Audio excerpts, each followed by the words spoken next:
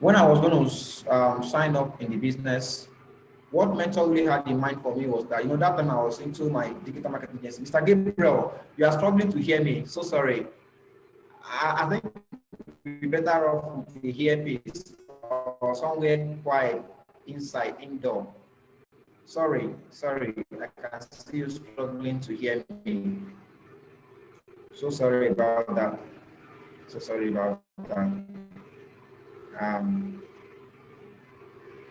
But am I audible enough? Everybody? Am I audible enough? Just let me know in the chat, or I need to increase my voice a little bit. My network is breaking. Okay, please let me, I don't mind sub, let me do M10 sub, even though I have Wi-Fi, but here my location is, it's like Glow network is not super good here. So let me just, my M10 is good, Abby. M10 4G, is it better here? This is my Wi-Fi. Glow. It's good. It's good. Blue network is good. Okay, let me improve. Huh? Yes. So it's going to try to help me set up the Wi-Fi. Hopefully, is the light green now? Check the light on top. Is it green?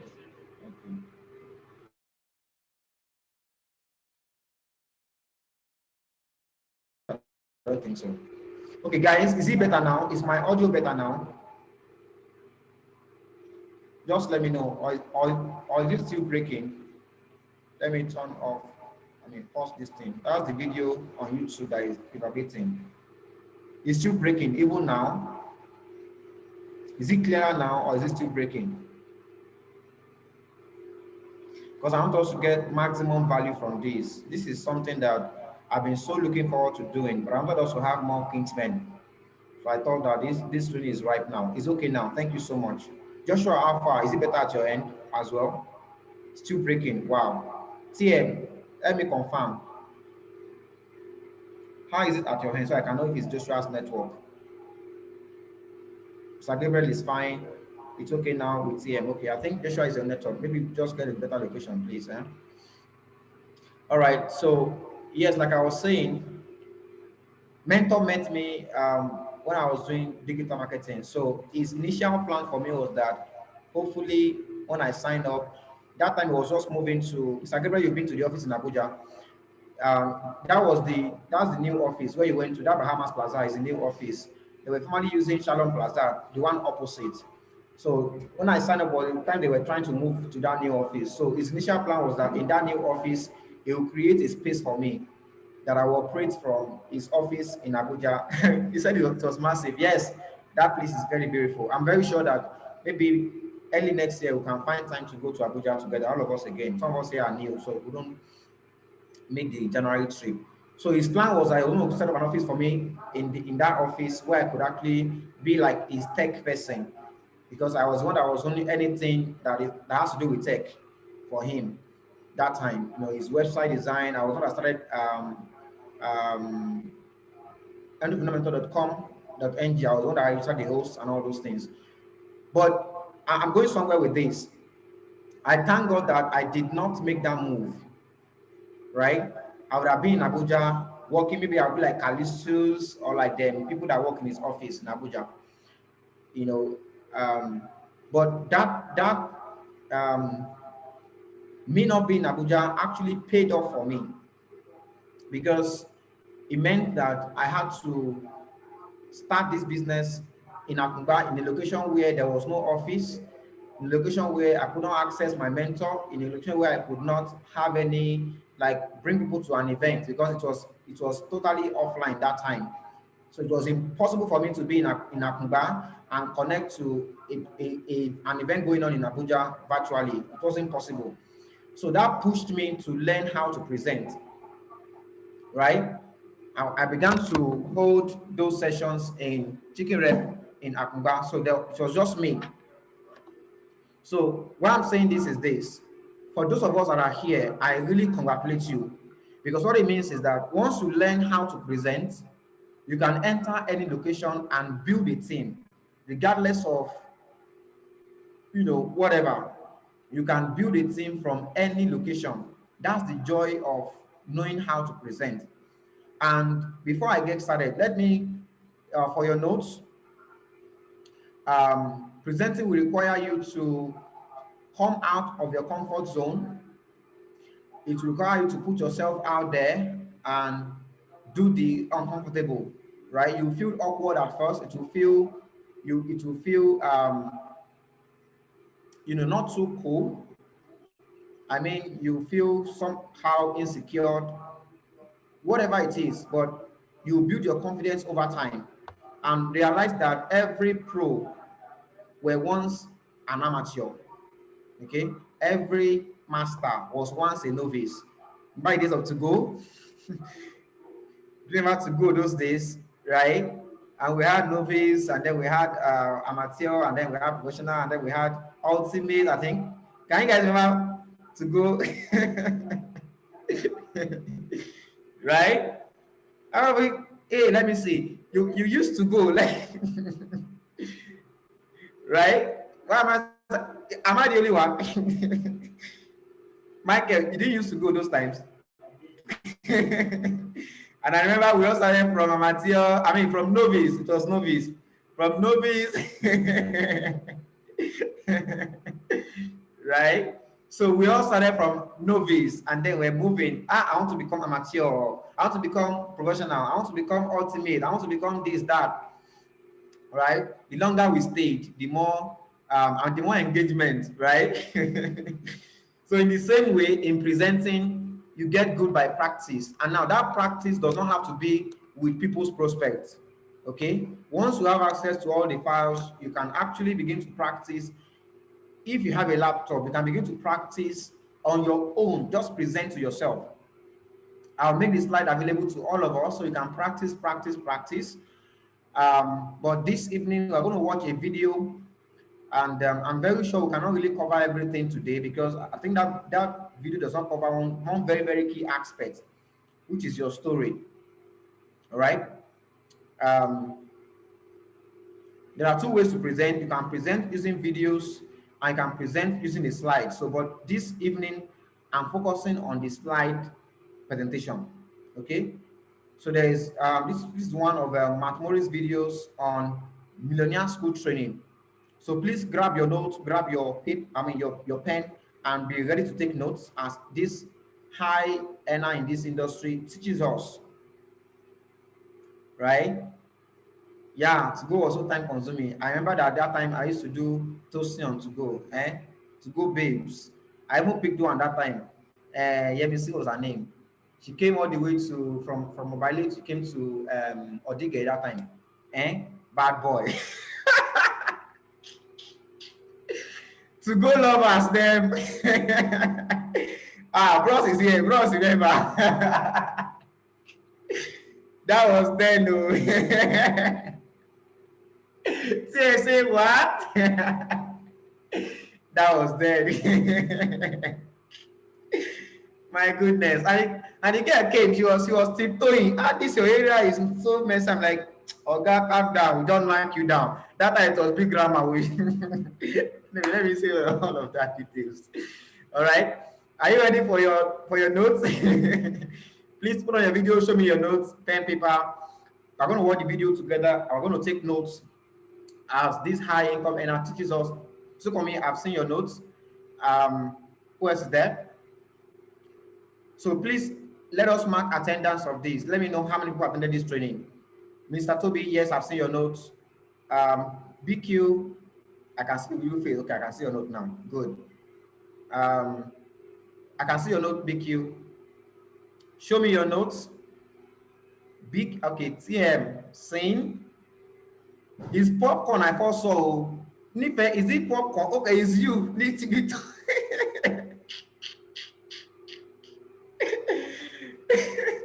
All right. Joshua, I've seen your notes. Mrs. Priscilla, where is your notes? That place is a little bit dark. Mr. Tosin, okay. Yeah, I've seen your note, Mrs. Priscilla. I've seen your note, Mr. Tosin, where is your notes?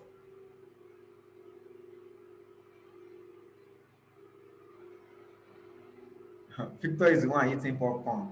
Me, I'm here. You not give me popcorn. I don't even chop again. Say, Felix, I've seen your notes. All right. Mr. Tosin, I've seen your note. All right, good, good. I believe we'll have our note with us. So we'll just dive right into it. So please let us quickly mark attendance in the chat.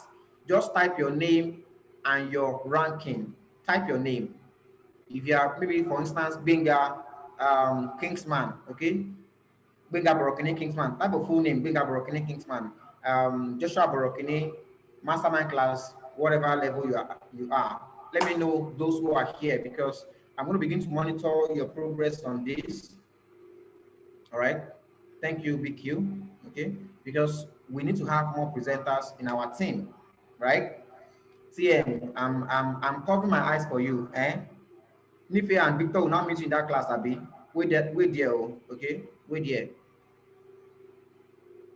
You're already qualified to be a Kingsman. I don't know why I still doing that in that place. Eh? Do this thing now, finish up the SMO. All right, thank you so much, everybody. Now let us dive into the video. Let us dive into the video. Mr. Michael, why is Chinasa not here? Anyways. Huh? Chinasa, favor. So this is Mark Morris' video on how to present. How to present, presenting, okay?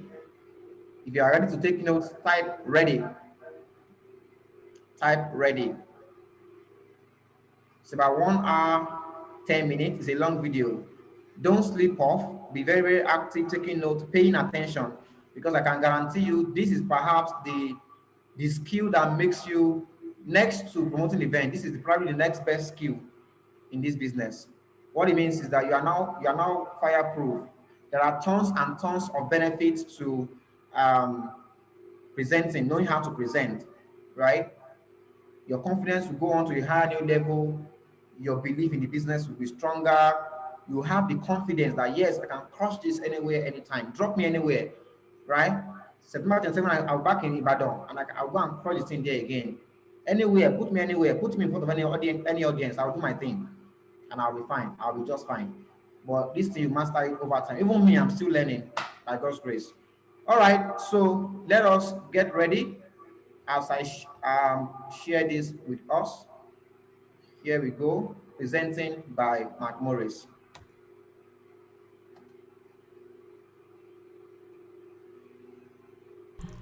Okay, welcome to How to Present and Close Like a Rock Star in Network Marketing. And I gotta admit, this is a training that I never imagined in a million years that I would be giving when I got involved in network marketing, because I came into network marketing really, really afraid of speaking in public. It was a massive fear of mine. In fact, in the 8th grade, I had to give a book report in front of about 30 kids. And I remember like it was yesterday being in front of the class and just feeling frozen and was shaking so bad I couldn't read the words on the paper.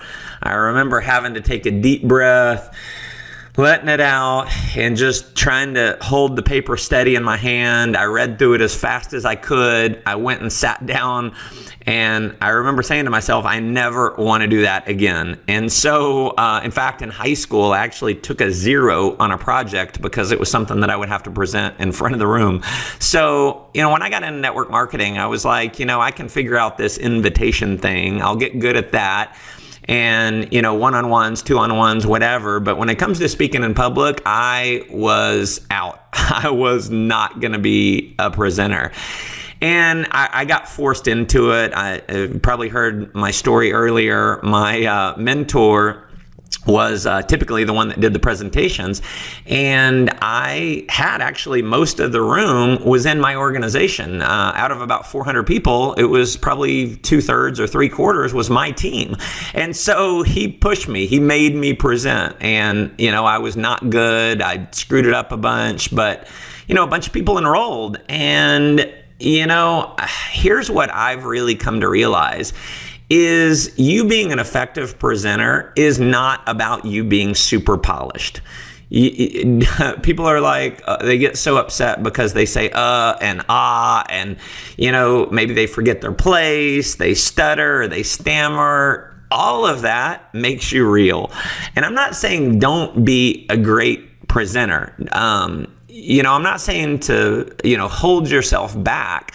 But what moves people is your authenticity. What moves people is your realness. And a lot of people focus so much on being perfect that they lose that element. They lose a lot of the connection because they're just, again, trying to be too perfect. In fact, I remember not too long ago going to a seminar, and there was this guy who had all these accolades. He was a member of the National Speakers Association and all this kind of stuff. And he got up on stage, and there were no uhs, no ahs, nothing like that.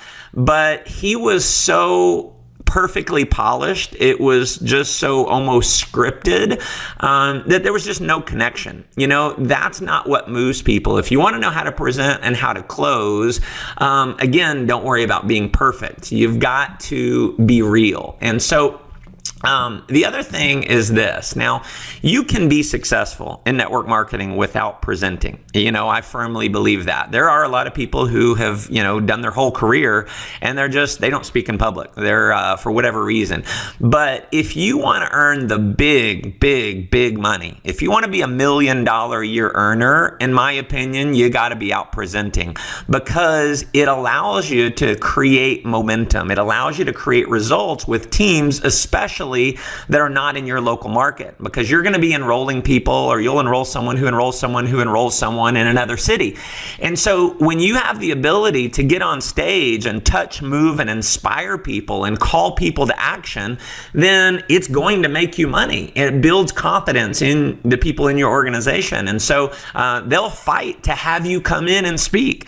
And so I'll give you an example of one of the ways that I've built my organization. Now, I have really spoken a lot over the years. It's been about 15 years that I have regularly been speaking. And so I've done, hundreds and hundreds and hundreds, if not, thousands of talks.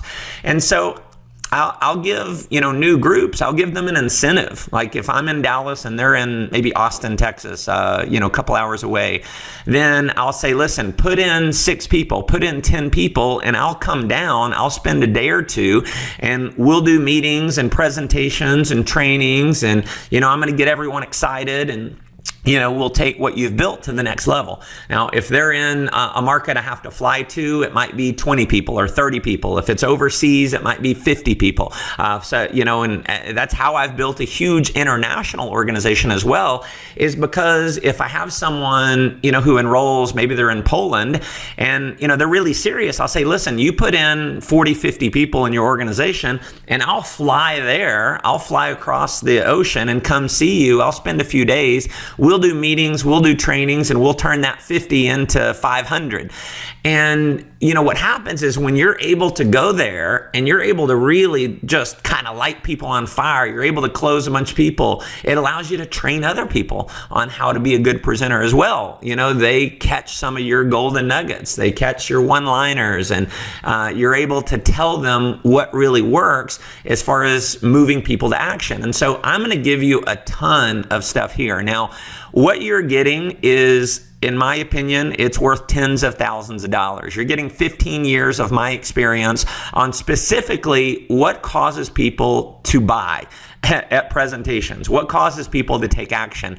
In fact, I spent $10,000 for a one-day training on understanding a lot of the hypnotic selling elements that cause people to take action immediately. And so I really feel like I've gotten, a lot of mastery in this. And so as you go through this, be taking notes, take notes, and then memorize a lot of the philosophies and a lot of the statements that I'm giving you here, because the psychology really, really works. And in fact, most 6 and even 7-figure earners in network marketing don't understand a lot of the psychology behind why, people take action. So a lot of what I'm giving you here, realize 6 and 7-figure earners in network marketing, they don't even understand this stuff. And so if you really internalize this, it is gonna let you into a world of human psychology that most people just don't know existed. So this is a lot of hypnotic selling stuff. And let's just kind of start out with, before you get on stage. Before you get on stage, I'm going to encourage you, you need to have a high level of energy. You need to pump yourself up. I used to see my mentor jump up and down before he got on stage. And, I'm big on modeling. If I see that's something that other people do, I need to do it as well. In fact, I know this is not good for me, but a lot of times I'll drink a Red Bull right before getting on stage. I'll have an energy drink right before getting on stage. So, and I just noticed that what happens is the caffeine, whatever, it just causes me to perform a little bit better. Now, I don't use it as a crutch. I don't have to have it, but if it's a really big talk or something like that, I'll usually do that. So high energy before you get on stage. And one of the things that you want to have is, it's really preparing yourself mentally. I'll tell you, I generally am doing affirmations before I get on stage. I'll tell you one of the ones, I've got a goal of being one of the best in the world in network marketing.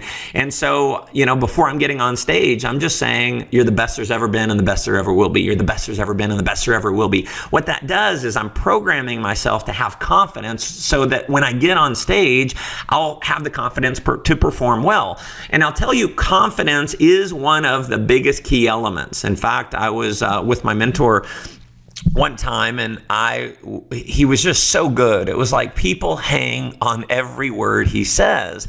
And I remember saying, man, you're such an amazing speaker. It's just amazing how high of a percentage people enroll when you present, when you speak. And he said, you know why, Matt, I'm a good closer? And I said, why? And he says, because I'm confident that I can close. And I said, yeah, I'd be confident too if I could speak like you. And he said, no, you don't get it. I'm not a good closer. I'm not confident because I'm a good closer. I'm a good closer because I'm confident. See, you need to have the confidence that you will be closing people. That is one of the biggest keys, one of the biggest secrets that I can give you, is you just having the confidence that you're going to be able to move people to action. And when you have that confidence, it just shows up. See, a lot of why people take action is because they see your strength, and they're attracted to it. In fact, I remember at a presentation one time, afterwards, someone said, well, what do you like best? And they said, Matt. That was why they enrolled, was because I was an effective speaker. It was like not the product, not the opportunity. It was because of the speaker. And so you have the ability to really move people if you have that level of confidence. Now, another thing that I do at trainings and so forth is I just say a prayer and I ask God to, give me the right words. I say, don't make it about me, make it about the crowd. Just allow me to open up my heart and say whatever needs to be said in order to cause people to, make the right decisions and do the right things. And so to be able to make an impact. And so that's a couple things that I do before I get on stage. You want to have an inner smile. When you get on stage, throughout your presentation, have this inner smile. It's like I just imagine sometimes before I get on stage, my body filling up with positive energy. Filling up with confidence, filling up with everything that I need to be effective. I just imagine it. Sometimes I'll just stand, both feet on the ground, close my eyes, and I imagine this positive energy coming up from the earth, just filling me up. Now, I'm just giving you my strategies. That may sound weird to you, but if you feel like that may help you a little bit, you can use that for sure. Now, one of the keys, I believe, is throughout your when you come on stage, when you smile, if you're smiling when you present yourself to the audience, see what a smile does is a smile builds rapport. A smile makes you more likable. And people buy from people that they know, like, and trust. And when you smile, they just like you more. So when I get on stage, you'll always see me with a very big smile. I am happy to see the audience, and I want them to feel that, happiness that I've got. And so, smile. The other thing is what I do is I smile throughout the entire presentation. As I'm talking, I get comments all the time on, it's like, man, you just trained for 8 hours all day long and you smiled all day. How do you keep a smile all day long?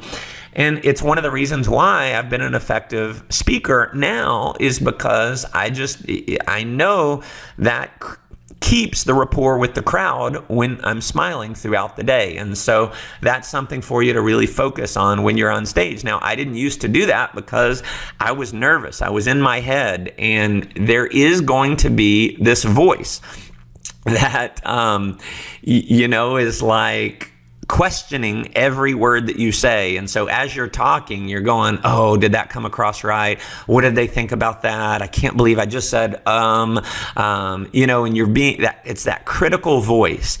And I don't know how to get rid of that critical voice other than you just do it a lot. Realize if you just keep speaking, your comfort level of being on stage in front of people is going to go away. And speaking in public, getting good at public speaking is just like anything. If you do it enough, you can't help but get good at it. If you ride a bike 100 times, you're going to get good at riding a bike.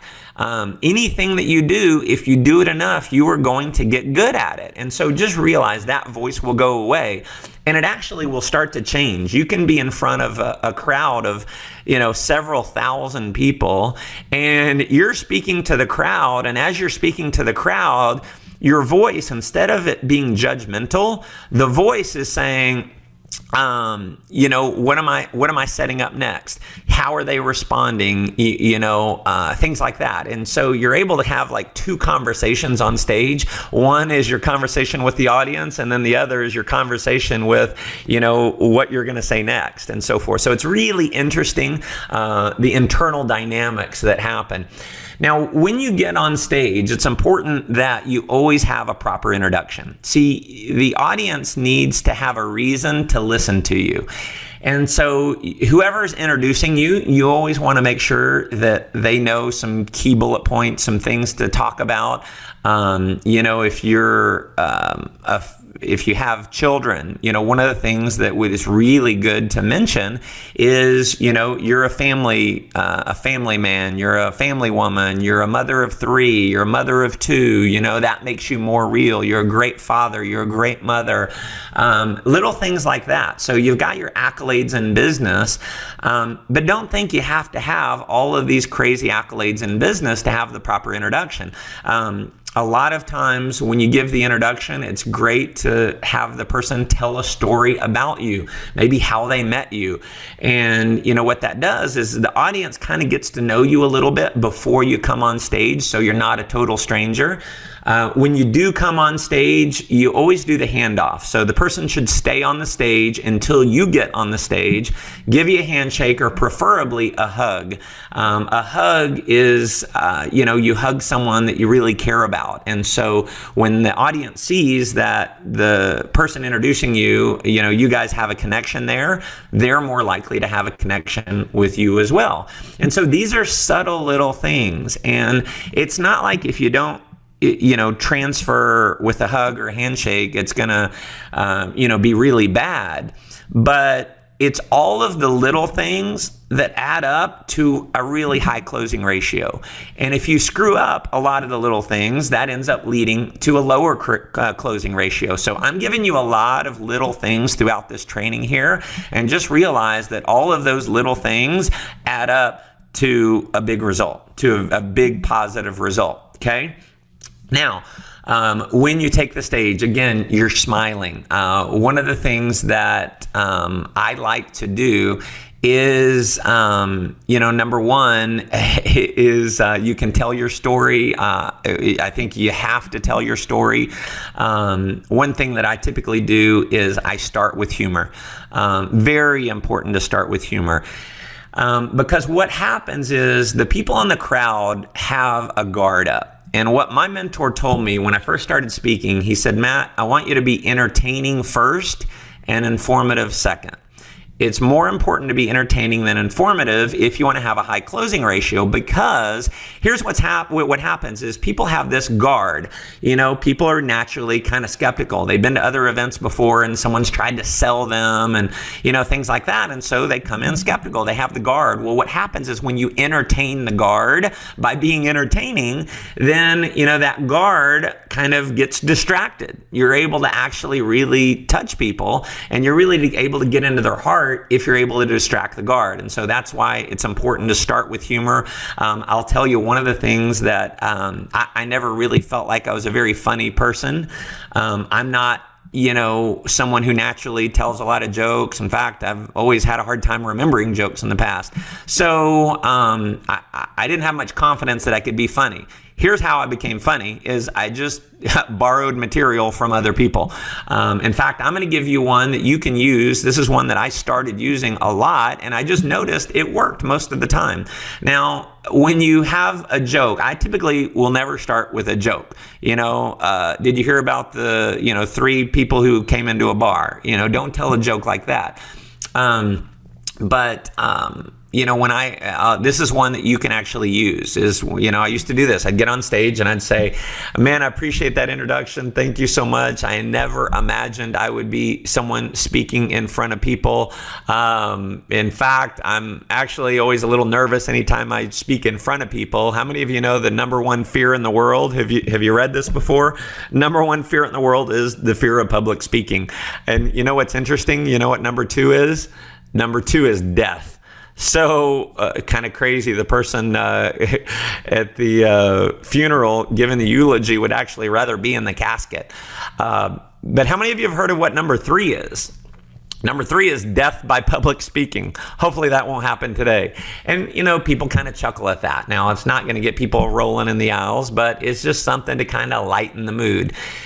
And so start with humor. Now, I sometimes will just kind of start with my story, and my story, I've worked in some funny things about my story. And, in fact, one of the things that if I'm getting a really loud introduction, not a loud introduction, but when people are cheering, they're standing up and they're like, woo, first thing I'll say when I get on stage is I say, obviously, you guys haven't heard me speak before. And then I smile.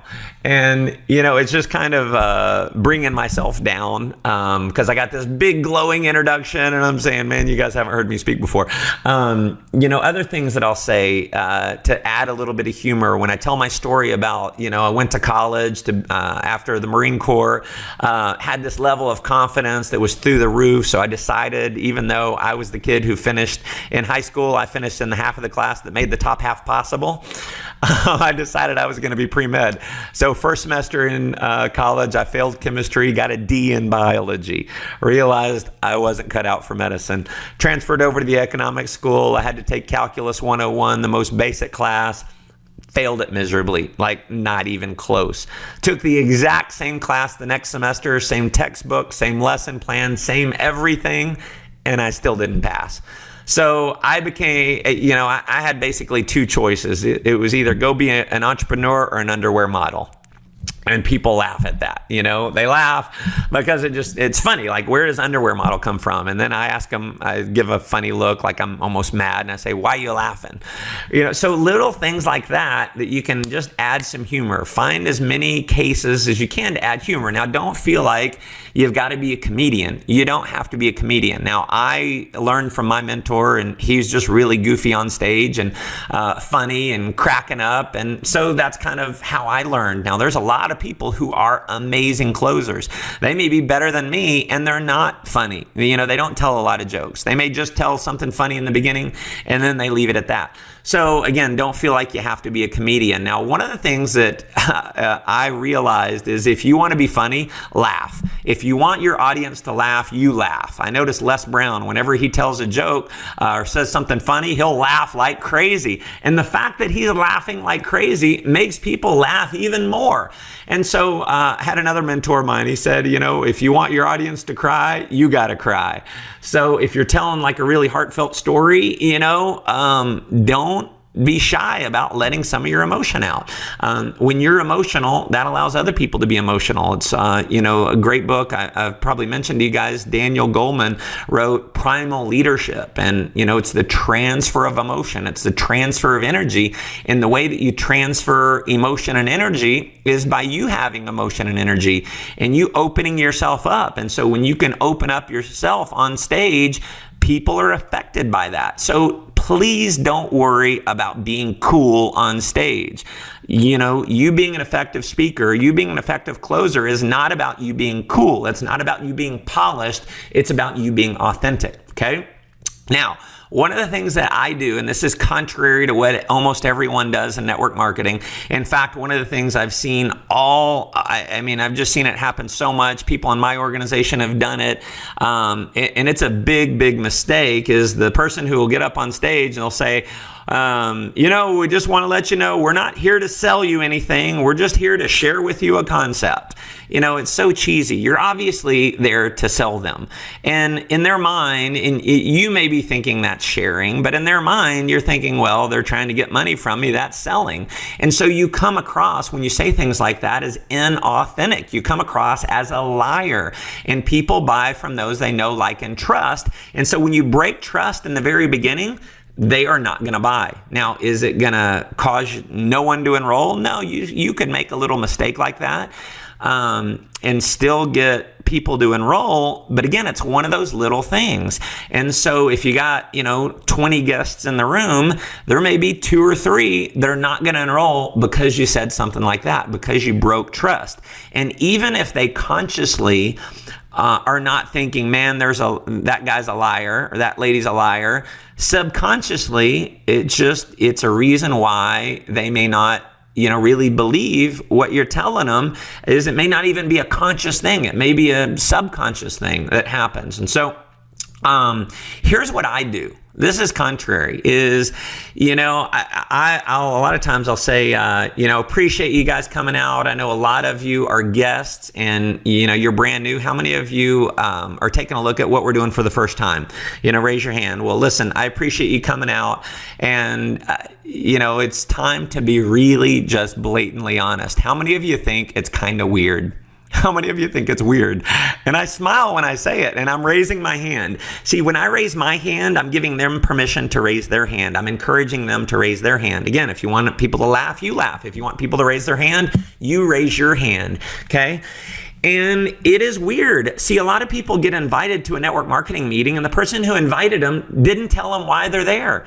It's like the curiosity approach. Hey, I need you to come look at something. And it's just weird. They don't know why they're there exactly. And so I'm going to point out the pink elephant in the room. And by doing that, I'm building rapport with them.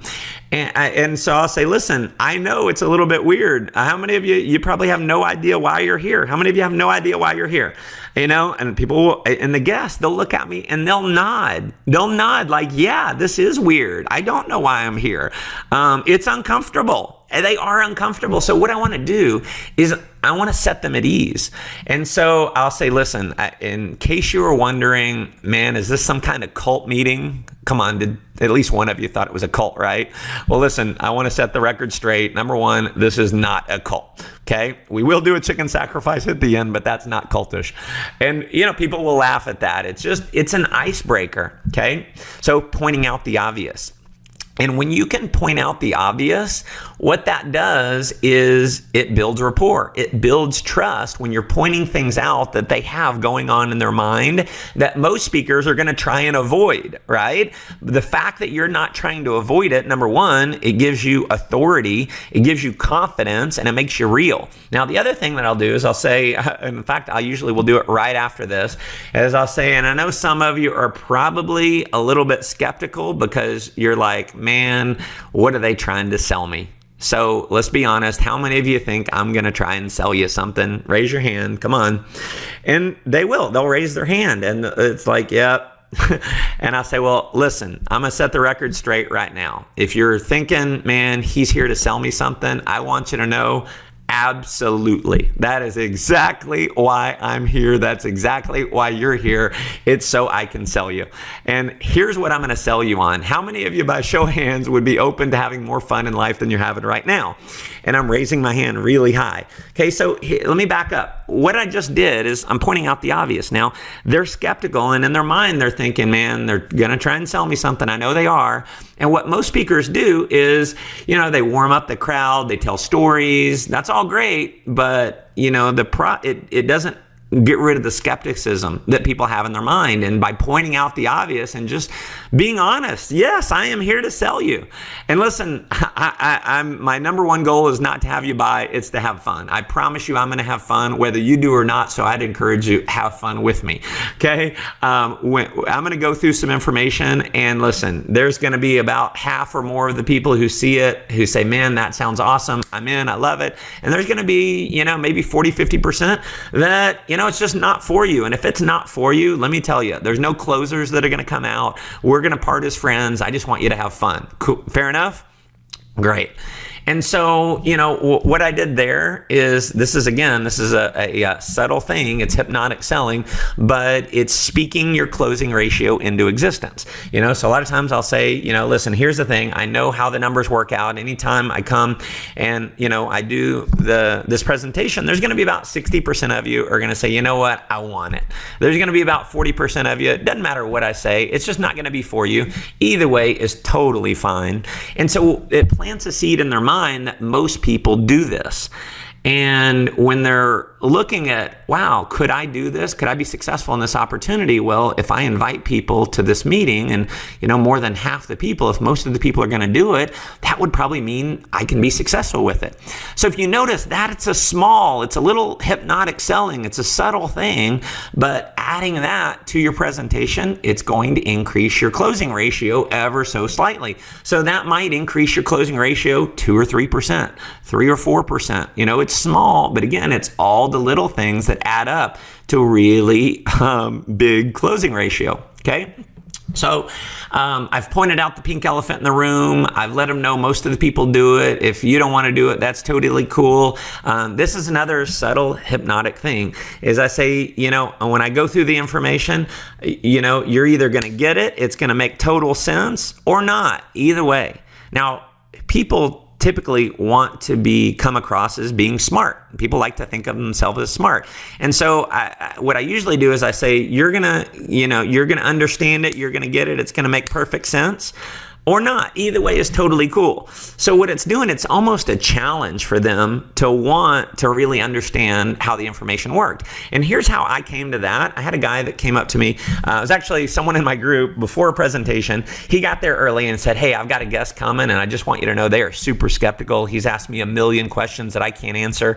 And, really analytical guy. He's a business major at college. And I said, man, don't worry. Don't worry. Just introduce him to me. So anyway, the young guy comes up. He's a really sharp guy. He's, business major. And man, he is loaded down. He's got a notepad. He's got his questions listed, and he comes up and he starts, asking me, he starts grilling me, and I'm not one that you can grill very easily. And so I forget his name right now, Craig. I said, hey, Craig, listen, I'm going to go through a full presentation. I'll talk for about an hour, and I'm pretty sure most of the questions that you have, I'm going to answer. And, you seem like a really sharp guy.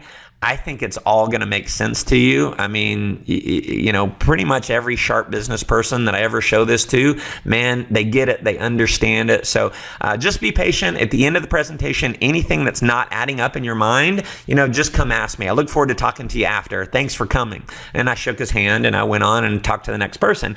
And so here I planted the seed. It was almost a challenge. And so what happened at the end of the presentation, he comes up to me and he's like, you were right. It makes total sense. I'm excited. And I probably didn't even answer the questions that he had. It was just that I set it up properly. Okay. So again, that's a little hypnotic thing that you can do at the beginning of your presentation. Now, When you get on stage, one of the things that will make you more entertaining, and again, it's more important to be entertaining than informative, it's moving around. If you stay behind a podium, that is boring. People, they lose interest if you're not moving around. And so if you'll notice, the best speakers in the world, they have full utilization of the stage. They go from, one side to the other, to the very front of it. They go sometimes to the back. And what I do, and what a lot of the greatest speakers do, if it's appropriate, if you're in front of 10,000 people in an auditorium, it's not appropriate to really get off stage. But if you're in a smaller group, several hundred, up to as many as 1,000 or so, get off stage. Get off stage and move around. And a lot of times I'll walk down the aisle, and I'll walk about 3/4 down towards the back of the room. And so by doing that, you make a connection with the people in the back of the room and in the middle of the room, whereas if you just stay on stage the whole time, you're not making that connection. Now, sometimes people worry, well, will you lose the people in the front because you're behind them? No, they actually move around and they're looking back. And the simple fact that they're having to move around and look back, that actually makes it, more entertaining for them. It keeps them more energized because they're having to move their body. So motion creates emotion. Move around, create that connection. I'll give you another, hypnotic selling strategy is when you tell your story, if you've got something that's really heartfelt, get off the stage to tell your story. So get off the stage. And if there's someone sitting on the front row, there should always be someone sitting on the front row. What you can do is you can stand next to that person and just put your hand on their shoulder as you're telling the story. And what happens is when you have your hand on their shoulder, and I typically will only do it with a male. If it's a female, people may see that as me maybe, inappropriately touching or something like that. Just, it's not as appropriate. So I'll find a male to do that with. If you're a female, ladies, you can touch another female, just so you don't want to send any mixed messages. But I put my hand on the gentleman's shoulder, and then I go through part of my story. And I'll just have my hand on there for a minute or two. And what happens is I'm making a connection. I'm touching that person. I'm making a connection. And subconsciously, when I make a connection with the person on the front row there, it makes a connection with the entire crowd. Now, again, it's not like you do that and everyone's going to enroll because of that. It's another little subtle thing that's going to just make you, have more rapport with the crowd. Okay. Now, another point that is very important is you must have control of the audience. You need 100% participation. Okay. And this is something that you need to command. You command 100% participation. Now, you don't do it by being a jerk. You don't be arrogant about it. And I'll just explain kind of how I do it. And so when I start off, my presentation, I'll typically ask 3 questions in a row to get them to raise their hand. And so I'll say, how many of you, by a quick show of hands, would love to have more fun than you're having in life right now? Raise your hand. Now, again, I'm raising my hand all the way up. In fact, I may even get on my tiptoes a little bit, because by me raising my hand, that's telling the crowd to raise their hand. Now, I may get some people who don't raise their hand. And I'll say, come on, I flew all the way in from Dallas to be here. I drove all the way from across town to be here. How many of you want to have more fun in life than you're having right now? Raise your hand. And, there we go. And then I'll say, how many of you are open to taking more vacations than you're taking right now? By a show of hands, how many of you would love to travel more? Raise your hand. And so hopefully I've gotten most of the people, if not everyone. And then the third question I usually ask is, and how many of you are open to the idea of earning more income than you're earning right now? Raise your hands. And again, I'm raising my hand all the way up. Now, what'll happen is usually there's going to be someone who doesn't raise their hand. And I may directly point them out, or I may just kind of point in their general direction. And I'll say, oh, come on. Surely you don't think money is the root of all evil, do you? And I kind of laugh, I'm being funny about it. But what it's saying to the crowd is, you better pay attention. And so what I say actually is and I just want everyone to know, beware, I do pick on those who don't participate. Okay. Another thing that I'll say, hopefully that's, now the crowd, the audience, they're they're used to following my orders. They're used to raising their hand when I have them to raise their hand. At some point, I may ask a couple more questions that I'm asking them to raise their hand, and someone may not. And I'll say, how many of you want to do this? How many of you want to do this? How many of you are not going to raise your hand no matter what I say? And I point directly at the person not raising their hand, and I kind of smile. And so what it does, and typically the person will make eye contact and they'll raise their hand.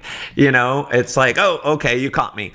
So again, it's these little subtle things where people don't want to be picked on. They don't want to be singled out. And so you're forcing them to participate. Another thing that you can do is call out people's names. When you call out people's names, so John, Sally, and you say their name, it engages them. And what happens is you don't have to obviously say everyone's name, but when you say a few people's names, and I'm sure you've probably been to talks where you notice speakers do this, here's why they do it, is because it engages all the other people as well. Not only does it engage the people's names who you're calling out, the people who you didn't call out, they're like, man, I better pay attention. So, if he calls out my name, I know what he's talking about. And sometimes you may ask a question. It's like there's 4 stages of growth in a company like ours. John, how many stages? 4 stages. And so what happens is I'm just asking John a question to make sure he's paying attention. And people are thinking, man, I better pay attention because he asks on me. I don't want to have the wrong answer. And so again, another powerful way that you can control the crowd. Now, here's the whole point. If you cannot get the audience to raise their hand, you can't get them to buy. If you can't get the audience to say yes, you can't get them to buy. If you can't move the crowd, you can't get them to buy. And so that's why it's important to do this. And you want to get the audience used to following your commands. When you get the audience used to following your commands, at the end of the presentation, when you're doing the call to action to have them enroll, they're used to doing what you've told them to do for the last hour, and so they're more likely to enroll just because it's that consistency and commitment. You've been getting them to do, follow your orders the whole time. Now, another thing that you want to do a lot is ask a ton of yes questions and demand a response. And so, it doesn't matter what the question is. I mean, it's just anything. The key is this. The human mind, if you don't engage it about every 7 minutes, then they start daydreaming. They lose focus. They're thinking about what they're going to have for dinner. They're thinking about what they're going to do this weekend. You've lost them. And so that's why you want to keep asking questions. And a lot of times I'll ask a question and then I'll answer the question with a yes. And then if I'm not getting much participation, I'll ask the question again and say yes. Just basically saying, come on, participate. And now, I'm not one of the obnoxious speakers who are like, what I hate personally is, the speaker who gets on stage and they say, how's everyone doing? I said, how's everyone doing? Everyone has seen that. It's so corny. It's so cheesy. It's like you're really pushing to get command. Now, that is one of the ways that you can get control of the audience. I just prefer to do it in other ways. There's a lot of effective speakers who still do that. I just think it's been so overused that I think a lot of people, it almost makes them more skeptical when the speaker gets up and does that because they see it as, really kind of cheesy. So asking a lot of yes questions, then it gets them to be in a yes state so that at the end of the presentation, they're used to saying yes. They're more likely to say yes to enroll. Now, one of the other things that is really, really important, and this is something that you will really notice if you listen to the best speakers in the world, they vary their pitch. They vary their speed. If you listen to a Les Brown is going to be, he's going to come down when he tells a story. When he makes an effective point, his volume is going to raise. He starts talking faster. It gets more exciting. And then he may come down again. Okay. And so what happens is, that difference going up and down, changing your tempo, it makes you more entertaining. It makes you more interesting to listen to. You're not boring. Now, some speakers will get on stage and they want to be really impactful. And so, they get on stage and on a scale of 1 to 10, their energy is like a 9 the entire way through.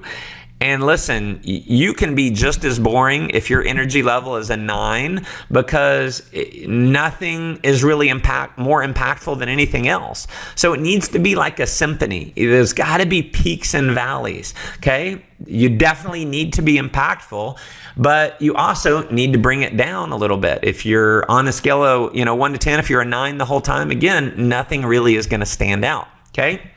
So vary your pitch and your speed, move around on stage. One of the things that I do a lot is, I'll try and make full use of the stage. In some cases, if I'm training, and I'm talking about how when I first got started in network marketing, I'd go make calls and people would tell me no, and it hurt so bad. I'd just go home and I'd lay down and I'd just be in the fetal position. And I'll actually lay down on stage in the fetal position.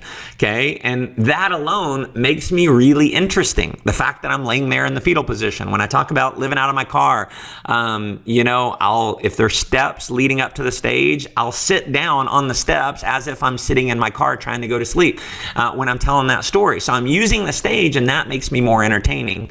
Now, I'll give you another key. This is a big one, is have something in your talk that makes you part of the car ride conversation home. Something that really stands out. Me, I tell a story about when I was living out of my car. I showered in the rain one night, and I actually reenact it. I'm standing in the middle of this church parking lot with nothing on me except a bar of soap in my hands. And if you've ever showered in the rain, there's no concentration of water like a shower head. And then I'll just pause and I'll say, and I apologize for the visual, by the way. Now, why do I do that? I do that to make the talk a little more memorable. I do it to be entertaining. And again, it's just one of those things that makes it more interesting, more entertaining for people. And so try and think about how you can work something like that in. In fact, at one of the last trainings, when I laid down on stage in the fetal position, I had people talking about that. Man, can you believe he laid down on stage? That was hilarious. No other speaker laid down on stage. I was the only one who did it. And guess who? It made me more memorable. Okay. Another thing that you always want to do at the beginning of your presentation, start with why. You want to tell your story. As it relates to getting involved in your company, where were you before you got started? What was going on in your life? What were some of your dreams, your goals? What were some of your aspirations that were not coming true for yourself? And by you sharing your story and you being authentic, that gives people permission for them to be authentic. Okay? So start with why. Always tell your story. If you don't tell your story, you're not going to be as relatable. You're not going to make as many sales. Other things that you should do throughout your presentation in order to engage their mind, to have them say things. One of the things that I'll say at the beginning, I'll say things like, for instance, we'll show 4 stages of growth that network marketing companies go through. How many stages? 4. And so I'm getting everyone to say 4. Fear is temporary. Regret is forever. Regret is what? Forever. So I'm just getting them to repeat some of the things that I'm saying. Other things you can do is you can tell people, write this down. Write this down. That causes them to re-engage. Turn to the person next to you and say, I like that. Is this making sense? Yes. Are you getting it? Yes. Okay. And this is a quick hypnotic selling element, is I ask those 2 questions simultaneously. I'm going to go through some information, and if I notice maybe it's been a couple minutes since I've gotten them to say yes or say something or something like that, and I'm covering a point, I'll say, is this making sense? Are you getting it? And I'm pointing to my presentation as it relates to my product. So if I've got my product that I'm explaining, I'm saying, is this making sense? Are you getting it? And I'm pointing directly to it. And if I don't get participation, I'm going to say, are you getting it? And I'm getting them to say yes. Now, hypnotically, what I've just done is I've pointed to my product and I've said, are you getting it? Now, what they heard was, is this making sense? Are you getting it? Meaning it's one and the same, but are you getting it basically means, are you buying it? And they've just said yes. So they've actually, before we've even asked them to enroll, they've already said they're getting the product. So again, a little hypnotic element that can lead to a higher enrollment ratio. Okay. So we've talked about, at least every 7 minutes, you want to engage people walking around, we're walking down the aisles. You want to tell a lot of stories. The stories are something that people remember. If you just give people information is not very interesting. But when you tell a story, people they want to listen to stories. If someone says, hey, you want me to tell you a story? You naturally want to say yes to that. People want to hear stories. And so rather than just, explaining a concept, tell a story about it. Tell your story. Talk about your family, with a lot of the reasons why they should do this. Rather than tell them why they should do this, you tell a story about maybe someone else, who is, if I'm explaining, for instance, a lot of people think that, because they've never done network marketing or never done anything in business or sales, that they can't be successful with this. And if you just say none of that matters, you can be successful with this, that doesn't mean a lot. I mean, it will help if you say that, but what would be more impactful is if you say, a lot of people feel like if they've never done any network marketing or they've never done anything in business or sales before, that they'd have a hard time with this. And I think of my friend Wendy. Wendy was a retail worker. She had never done anything in business, grew up in the hood, and but she saw this, got excited. She plugged into our system. She plugged into our training. And within about a 3-year time frame, she got to a 6-figure income. She's traveling around the world now with no sales experience, nothing in business. And, when she got her award for earning 6 figures, here's what she said. She said, I never imagined something like this was available to someone like me. And so you can see now how telling that story about Wendy is going to be a lot more relatable. It's going to be more impactful than me just telling them, you can do this. Okay.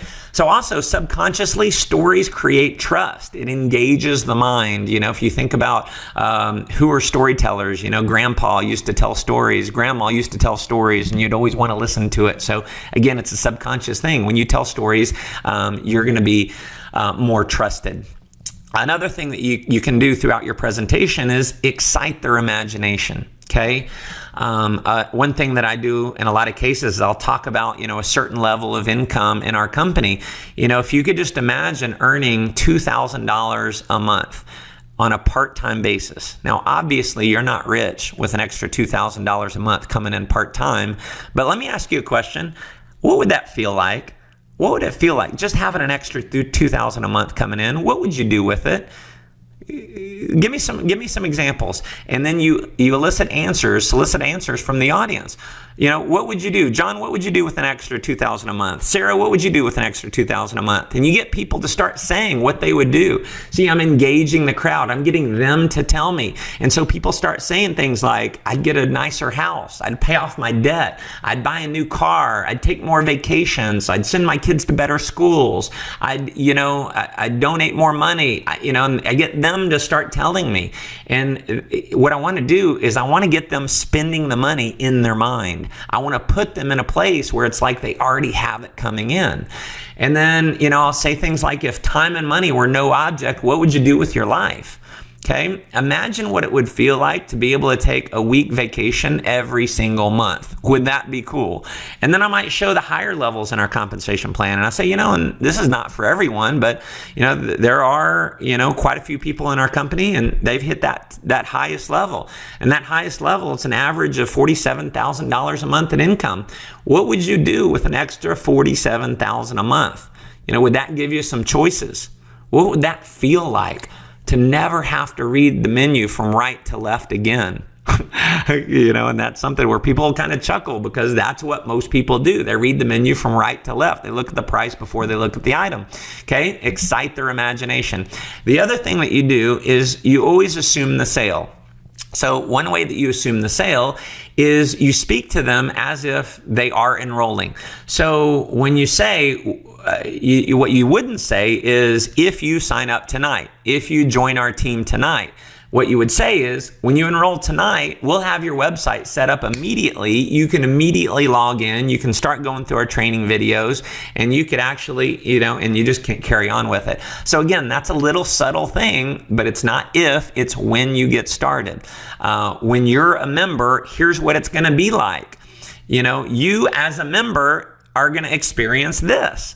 And so again, I'm putting them in the place where they're already in business. Now, one thing you definitely want to cover throughout the presentation is you want to answer the question, can I do it?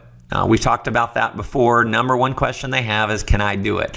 And so if I'm doing a presentation and I've invited people out, people have invited guests out, and I'll say something like this. I'll say, at this point, pretty much everyone at this point loves the products. Everyone's excited about earning more income. But if you're like me, when I saw this for the first time, it didn't matter that the company was so great. It didn't matter that the products were so great. All that was important to me. But what I really wanted to know is probably the same thing that you want to know. Could you do this? Could you actually be successful with this? And so, I don't want to sugarcoat anything. I'm not here to hype you up, but I'm just going to ask you a question, and I'm going to have you answer it in your mind. Rather than me tell you you can do it, I'm going to have you tell yourself if you can do it or not. So I'm going to ask you a simple question. What I want you to do is just look at the person who invited you here tonight. Just take a look at them real quick. Now, here's the question, and I want you to answer me honestly. Can you do what they're doing right now? Can you do that? And obviously the answer is yes, because they're not doing anything. I'm doing all the explaining. I'm presenting everything. And guess what? I'll present for you as well. Guess what? Every single week, there's going to be someone right here to present for you. So if you can invite someone to just come out and take a look, you can be successful with this. So again, I've answered that question.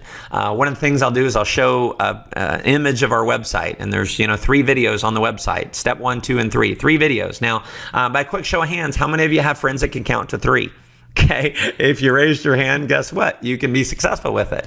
And so just a couple examples of what you can do to really have them believe that they can do it. You want to, in fact, I even point out that when you get started with us, I want you to promise me that you will not go out and be a cheesy salesperson. And if you go out and you call people up and you try and explain it all over the phone and you try and sell people, I'm just telling you, you're not going to have a whole lot of success. Why? Because here's the reality. 95% of the people in the world don't like to sell. I mean, how many of you, by show of hands, how many of you love to sell things? Okay, and you get a handful of people raise their hand. It's usually around 5% will raise their hand. And I'd say the rest of you, you'd probably rather eat worms than have to sell something. Well, guess what? In our business, if you're working with me, I'm going to tell you absolutely, if you want to rock this, do not go try and explain it all. You sit down with people, you show them a video, you have the video do the explanation, you bring them to an event like this, and you have someone else other than you do the explaining, do the selling for you. Okay. Now, another point, a lot of companies now have if you refer 3 or 4 people, you get your product for free. And what I've noticed is a lot of people devalue their product. So they explain, the product, and they say, and I know a lot of you don't like being stuck with monthly fees.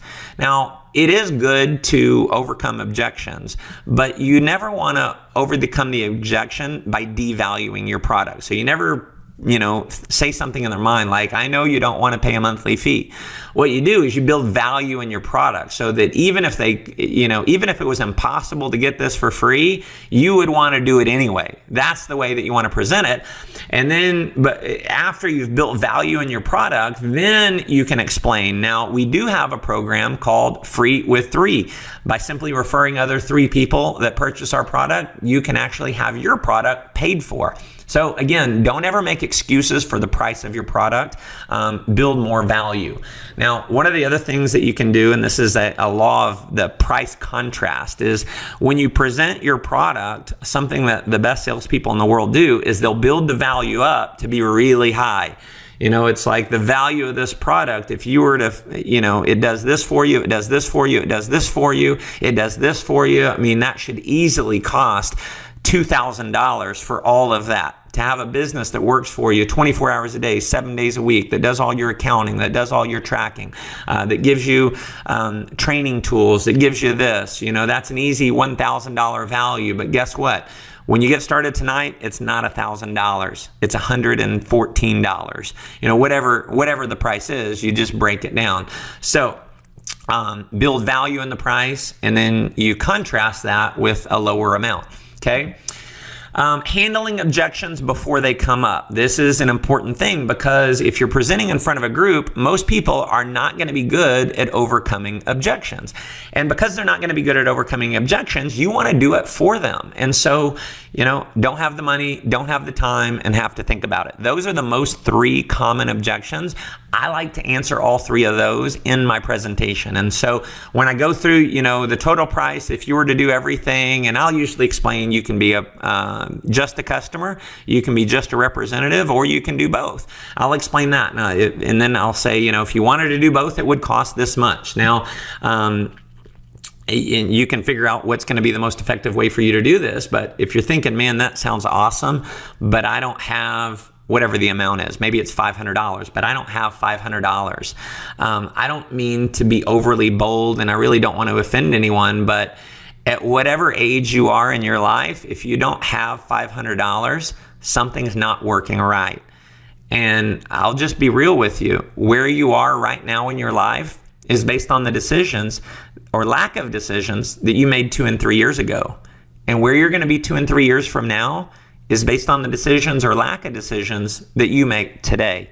So I'm going to encourage you to make a decision today that 2 years from now, you're still not stuck saying, I don't have $500.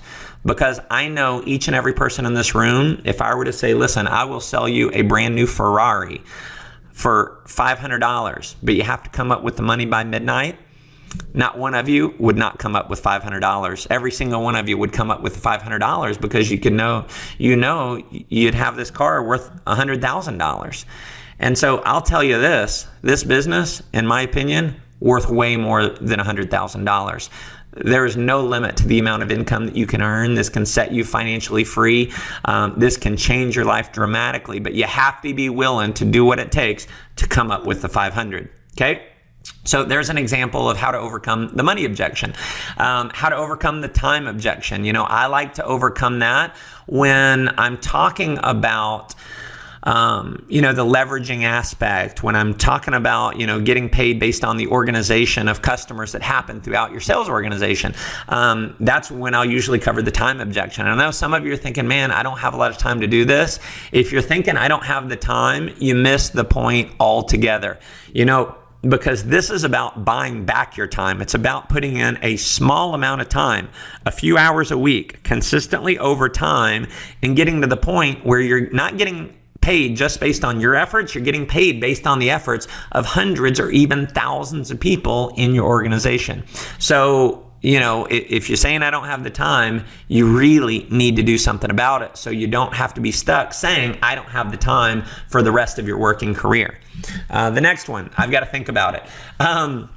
The way I usually cover I've got to think about it is, at the end, I'll say something like this. You're either an A, a B, or a C. If you're an A, you're saying, shut up so I can sign up. Listen, I'm about to shut up. If you're a B, you have some questions.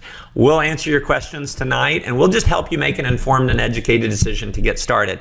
If you're a C, it means it's not for you. Now, there are sometimes people who you are a C, but you don't want to hurt your friends' feelings who invited you here, and so you tell them, I've got to think about it. Okay? Well, we know I've got to think about it is really just a polite way of saying no. Okay? I've given you so much information tonight. I have definitely given you all the information you need in order to make a decision on whether this is for you or not. And so if this is not for you, just let us know. We part as friends. We want you to know what we're up to. We know some of the people that you're close to, that you have in your phone. We know they're going to see the presentation. Some of them are probably going to enroll. See, I'm planting a seed in their mind that if they don't do it, their friends will. And so just let us know. If anyone, we've trained everyone at the end. You say A, B, or C. If you say, I've got to think about it, we've trained everyone to actually slap you. And then I laugh. So obviously, no one's going to slap you. It's just something funny, but it's going to dissuade them from saying, I've got to think about it. Now, another thing that can be really powerful, I like to do this on the price slide towards the end, is, forget for a minute making $100,000 a year. Forget making $1 million a year. Yes, there's an opportunity to do that. But let me just ask you this, and just answer me honestly. If all this did was allow you to earn an extra $300 a month on a part-time basis in addition to what you're earning now, would it be worth it? If all this did was allow you to take an extra one vacation a year, giving you memories you're going to have the rest of your life, would it be worth it? If all this did was allow you to earn one more dollar in residual income than what your bills are, and you had freedom in your life, you didn't have to fight traffic to and from work every day, you could spend all the time you want with the people that you love and care about the most, wouldn't it be worth it? Okay? And so what I'm doing is I'm just breaking it down to the ridiculous. It's like, man, worst case scenario is pretty darn good, okay? And you can insert whatever would be appropriate for your product. If all this did was give you more energy, every single day than what you had now, making you more productive, would it be worth it? If all this did was had you lose 10 pounds and you felt more energetic and excited about life, would it be worth it? Okay? So if all statements can be really powerful. Create 3 if all statements. I always do 3. I do $300 a month, an extra vacation a year, giving you memories you'll have a lifetime, and one more dollar in residual income than what your bills are. And again, that gets people imagining, well, you know what? He's right. If all it did was $300 a month, man, it'd be worth it. Okay? Now, another thing that you can do throughout your presentation is pepper in quotes. The greatest speakers in the world pepper in quotes throughout their presentation. Okay? Some little things that I say, towards the end, typically, don't tiptoe through life quietly so you can arrive at your grave safely. You want to know the main reason to do this? Life is too short. Listen, we have a limited time on the planet and a huge world to go out and see. How many of you want to go see the world? How many of you want to really live life? How many of you feel like God put you on this planet to do more and to be more than what you're doing and what you're being right now? Little things that you say, most people, this is, I set this up. I say, now, how many of you, I'm going to tell you something interesting. How many of you know what the average life expectancy is in America? This is the reality. The average American dies at age 35. And people will have a little shocked look on their face. And I say, unfortunately, they're just not buried until about age 85. And, most people are walking around dead. The only difference between a rut and a grave is the depth of the hole. This is about you getting out of that rut. It's about doing something big in life. Okay. So, throw in those quotes. Mark Twain said 20 years from now, you'll be more disappointed by the things you didn't do than the things that you did do. Sometimes in life, what you have to do is jump and grow your wings on the way down. I'll reference Les Brown. One of my mentors, Les Brown, said sometimes in life you got to jump and grow your wings on the way down. So there's all kinds of little one-liners that you can throw into your presentation. And those quotes, they just sink in with people. One of the quotes I say a lot when I'm referring to residual income is I'll say, here's what's true. If you don't find a way to make money while you sleep, you will work until you die. And I emphasize die, right? To make it a little bit more interesting to listen to. And so it just hits home. It's like, yeah, you know what? I do need to create some residual income. So, some other things that I use sometimes to close out a presentation is I'll just set this up with the crowd. I say, listen, and I'm going to finish out tonight making you one promise. And I promise you this is true. There is not one single person in this room who's going to make it out of life alive. Every one of us are going to go. Every one of us. We've got a limited time. And, when you're gone and you've got your tombstone, there's the year you're born and the year you died. And what's in between those 2 years is a dash. So here's what I want you to think about as the question for tonight. And I'm going to encourage you to make this the question of your life, is what is your dash going to look like? You're going to finish your life and look back on your dash and go, man, that was awesome. Or are you going to look back and go, could have been a lot better? I wish I would have tried more things. I wish I would have ventured out. I wish I would have been courageous. But you know what? At the end of your life, it's too late. So make a decision now that your dash is going to be as meaningful as you possibly can. If you feel like joining our crazy team here would make that dash more meaningful, I'm going to encourage you to come join us. Step through any fears that you may have and just realize, hop in. The water feels good. I promise you it will be one of the best decisions that you ever made. Thanks for coming out. Talk to the person who invited you here. Let them know if you're ready to get started, if you have questions, or if it's not for you. Appreciate you coming out. Good night. Okay? So, I'll typically finish out with something like that. Now, here is, a little bit of post-meeting. A couple different ways that you can do this. Number one is you can say, we finished the first part of the presentation. The next part of the evening is where you circle up and you talk to your friend and the people who invited you out. We'll get your questions answered and just help you make a decision. That way, people are not just getting up and leaving immediately. It's like, we're not over yet. It's time to collect a decision. And so you train everyone to circle up, answer the questions, teach your organization the closing skills that I'm going to go through in next week's modules.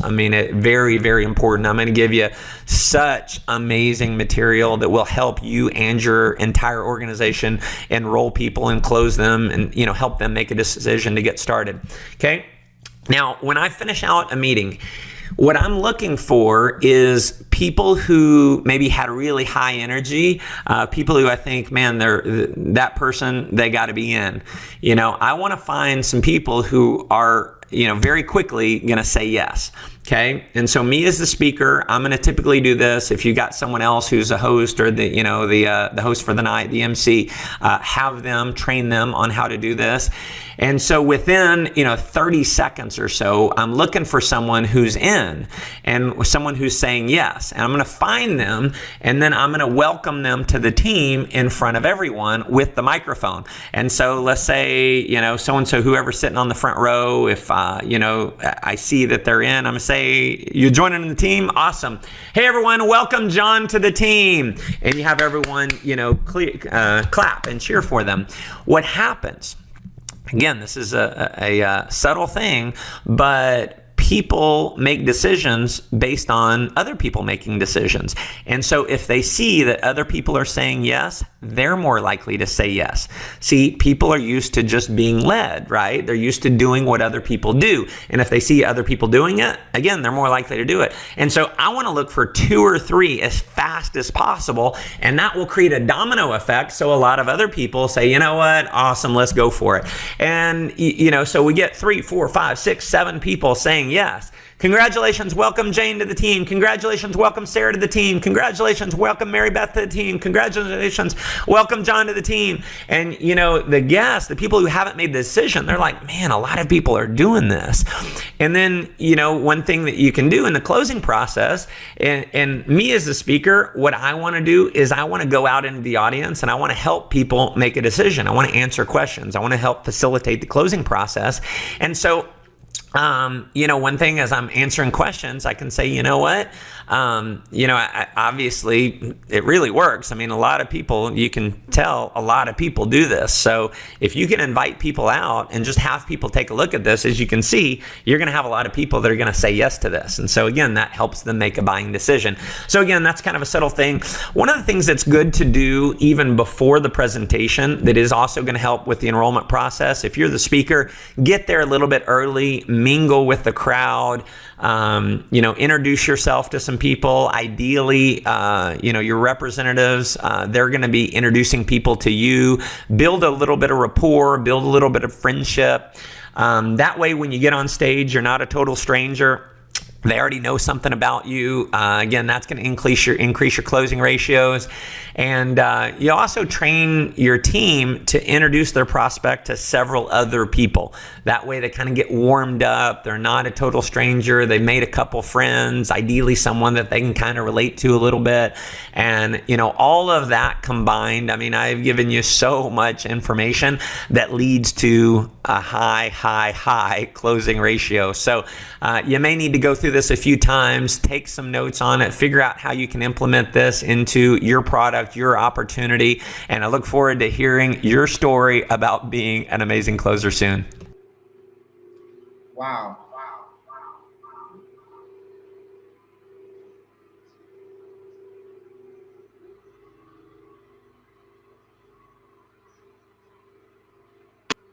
That was back to back, right? We have 10 people still live.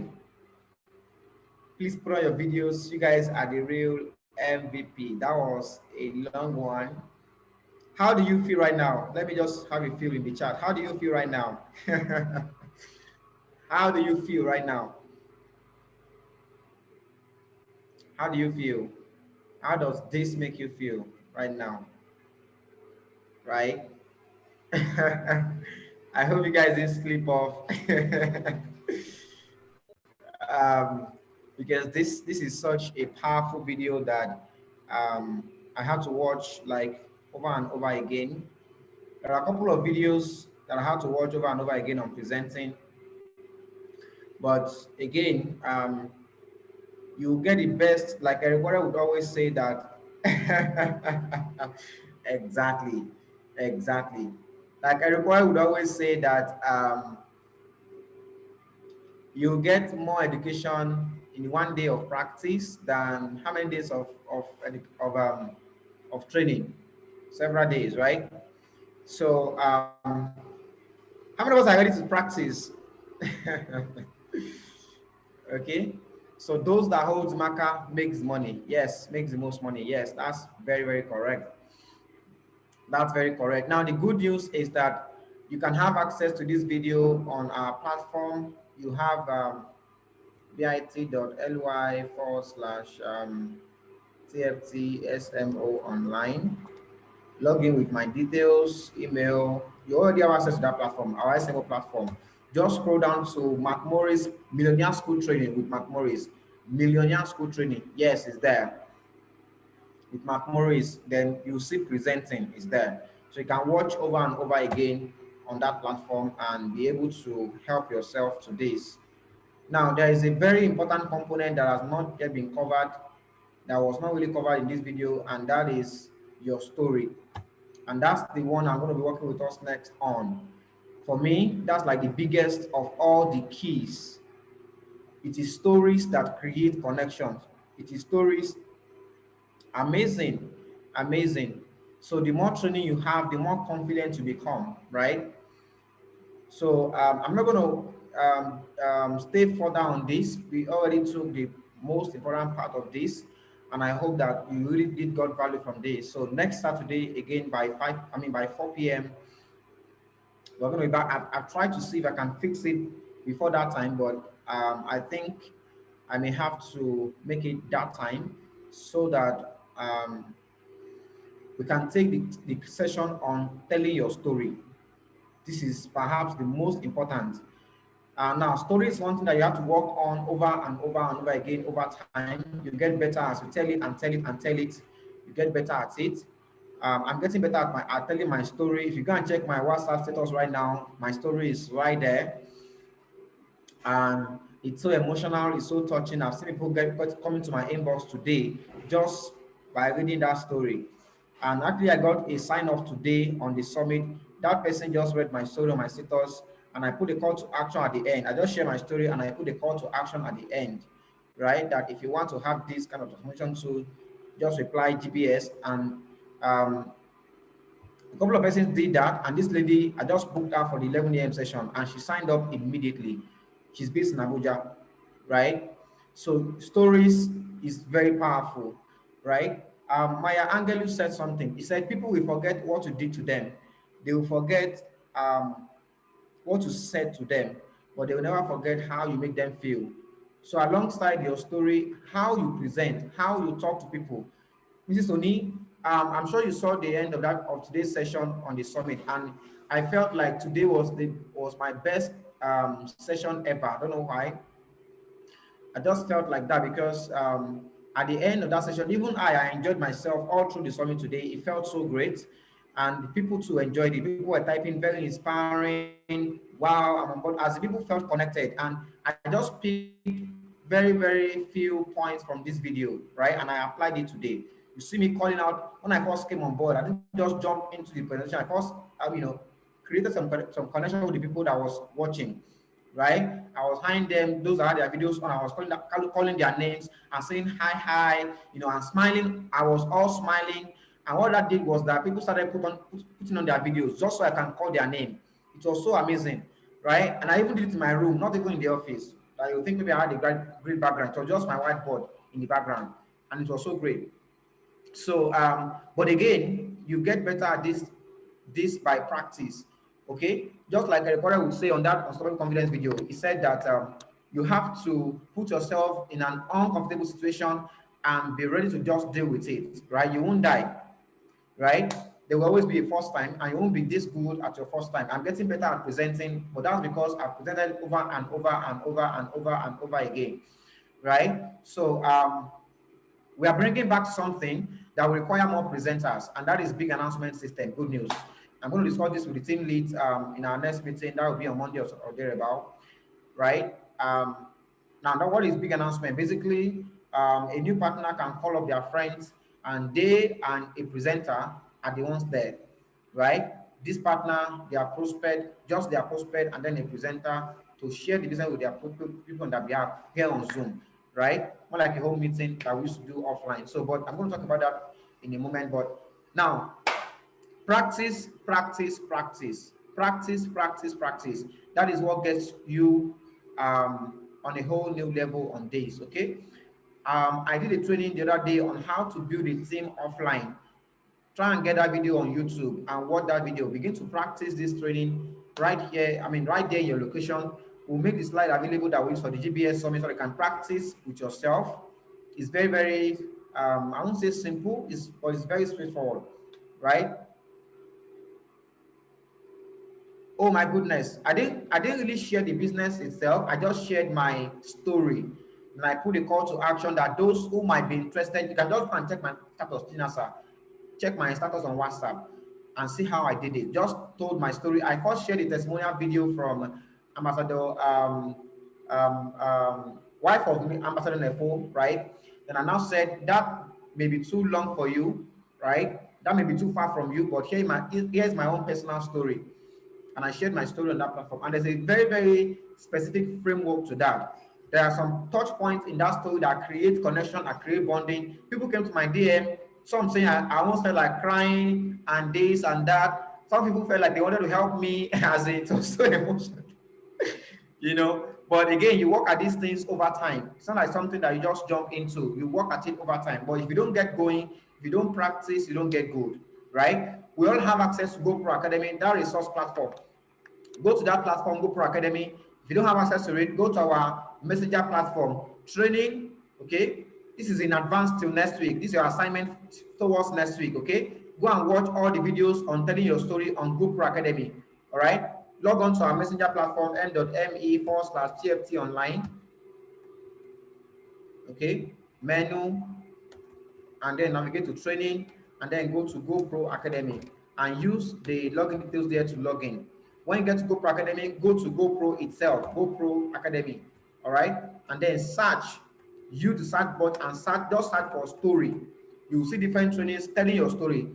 Watch all the videos on telling your story. And by Saturday next week, 4 p.m. same time, I'll be back here to talk about your story. Let us put your experiences together in a way that create connection and bonding with even a total stranger. People that are on that summit today we've never met before, but because of my story, we created a bridge, right, that I can now ship in the business on. And, it felt so great. There was even somebody that was already signed up in the business from another team in 61FG, but the guy stayed on. He said, I stayed on because I felt like we're a big family here, as it was so emotional today. I don't know why I didn't record that session today. So painful. But again, that's what it is. Practice. So with that being said, thank you so much, everyone. I don't know if one or two persons have anything to share before I call it a close. If you have anything you want to share, maybe a contribution, maybe a suggestion, maybe whatever it is, before I call this a close. Okay. So we're going to have a group. Let me just quickly do that now. Presenters in training. Okay. Or let me say trainees, right? So that we know those who are being trained to become presenters. Those who are here are going to have that access. Okay. So you're going to begin to, maybe we start from, maybe you begin to um, anchor, even if it's just introducing the guest speaker, right? If that's where you can start from. So just for you to get practicing this skill. Okay, so it's one thing that will set you apart from all the rest. It's one thing that will set you apart from all the rest. Okay, trainee presenters. So all of us here will be added to the group. Let me see who is here. TM is here. I've added you. Chinas a favor. I think I have your number. Your team lead. If you don't add you, your team lead will add you. I think I have your number. Mrs. Oni. So Mr. Toby, I'm adding you already. So please add Mrs. Oni to the platform. Who else is here? BQ. Okay, so next week Saturday, before that time, make sure you have watched all videos on telling your story on that platform, GoPro Academy. All right, and be able to start learning in advance. Then when I come, we'll just concrete what we have learned over the week, and then again, I will not be surprised if 6 months from today, those of you who are here taking this training, okay, Victor, I will not be surprised if 6 months from today, those of you who are here taking this training and I'll be practicing it, you are making more money than everybody else in the freedom team. I'm telling you, I won't be surprised, because that statement is true. All right. If you go and check the freedom team now, those who have the markers are the ones who make the most money. Trust me. Go and take a sample, take an average. Why? Confidence on a whole new level. It can drop you anywhere. You connect people. Mr. Toby right now is in, where are you connecting from, Mr. Toby? He's serving right now where? Mr. Toby, where are you connecting from? Let me show you what I'm talking about. From Onisha, right? He left for Onisha, and right now, what are you doing in Onisha right now? He's starting a team already, right? Yeah. He's starting a team in Onisha, somewhere that he has never been to before in all his life. But because he has the skills, right? He can run anything runnable in that place. So again, I want to really congratulate everyone that stayed to this point, and let us do the assignment towards next week, Saturday, and by 4 p.m. on Saturday, we're back here for presenters training. And next week, our focus will be on crafting your compelling story. Crafting your compelling story. But before that time, watch all the videos on telling your story on GoPro Academy, and I'll see you then. Bye, everybody, and do have an amazing evening.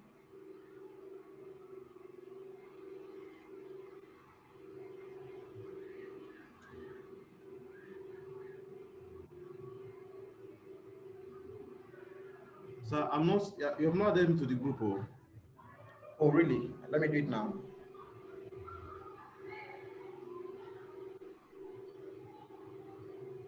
So I'll get the video and the YouTube link available too on the platform. So, all right, you are there now. You are there now. All right.